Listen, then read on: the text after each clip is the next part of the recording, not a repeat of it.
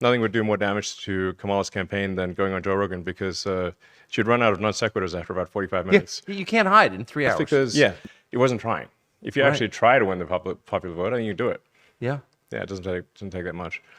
I think it made a big difference that President Trump and soon-to-be Vice President Vance went on lengthy podcasts. Yes. I think this makes it, this really makes a difference, because people look at like Joe Rogan's podcast, which is great, and Lex Friedman's and the All In podcast, and to a reasonable-minded, smart person who's not like hardcore one way or the other.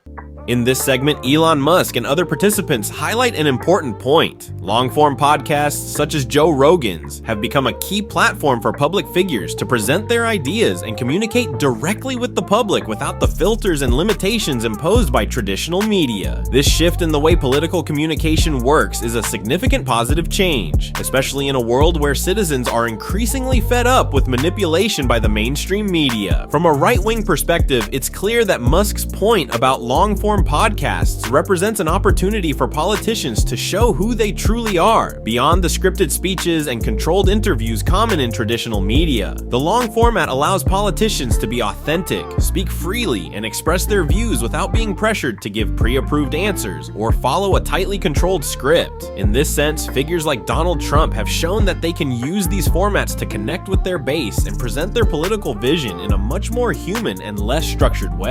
Trump, in particular, is known for his ability to communicate without filters, a skill that has earned him the support of millions, particularly those who reject the empty rhetoric of establishment politicians. The contrast with traditional politics is striking. In the old system, candidates are expected to measure every word, avoid making mistakes, and stay within the boundaries of politically correct speech. Musk's emphasis on the value of podcasts as a space where politicians can simply be themselves is a direct critique of mainstream media, which often manipulates the narrative to present politicians in a light that aligns with the liberal or progressive agenda, rather than being evaluated for their ability to give answers that sound correct according to the standards of traditional media. Politicians who dive into these long-form discussions, such as those featured on Rogan's podcast, can engage in deep, thoughtful discussions and share ideas in a more comprehensive and honest way. This also highlights a major disadvantage for politicians who lack substance, as referenced in the conversation when Kamala Harris is mentioned. Her inability to sustain a deep, genuine conversation for 3 hours is a critique of her political persona, and by extension, of many in the establishment who rely on talking points and scripted sound bites. Musk's analysis of the impact of long-form podcasts also reflects a broader shift in how new generations consume information. In a world oversaturated with 30-second sound bites and headline news, podcasts allow listeners to hear politicians debate, reflect, and share ideas in a much more thorough and nuanced manner. This format is ideal for those who want more than just surface-level noise and seek a deeper understanding of the people who aspire to lead them.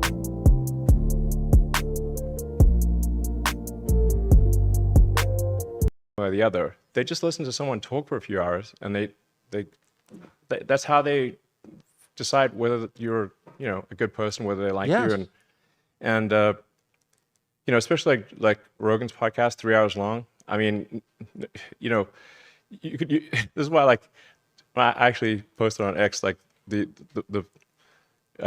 nothing would do more damage to Kamala's campaign than going on Joe Rogan, because she'd run out of non sequiturs after about 45 minutes. Yeah, you can't hide in 3 hours. Yeah, hour 2 and 3 would be a complete melted puddle of nonsense.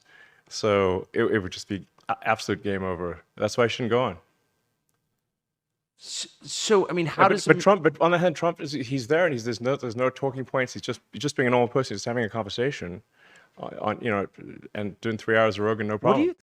Regarding disinformation and the need for deprogramming people, delves into a deep critique of media manipulation and the control of the narrative by liberal and progressive outlets. Musk argues that many people are misinformed and, worse, programmed by a system that has taught them to hate certain groups or figures, particularly those representing conservatism. This is a crucial topic from a right-wing perspective, as it sheds light on the cultural battle that is playing out across society. From this viewpoint, it's clear that Musk is attacking attacking the hegemonic narrative pushed by the mainstream media and the educational system, which has been promoting a distorted view of politics, history, and culture. Rather than fostering critical thinking, many media outlets and educational platforms have chosen to indoctrinate younger generations with a one-dimensional vision focused on guilt, political correctness, and the demonization of traditional values. The programming Musk refers to is nothing more than the progressive machinery that has shaped the opinions and attitudes of millions, creating an ever-deepening divide within society. The concept of deprogramming is particularly important because, from a conservative perspective, it represents the liberation of minds that have been held captive by an ideology that does not reflect the fundamental values of society. The idea that many citizens have been programmed to hate those who represent tradition, national identity, and family values is a valid critique of how the leftist establishment has sought to erode these pillars in favor of globalism, multiculturalism, and the dismantling of national identities. The mention of figures like Hitler, which is used to emphasize the level of manipulation people are subjected to, reflects the hyperbole often used to instill fear and disinformation.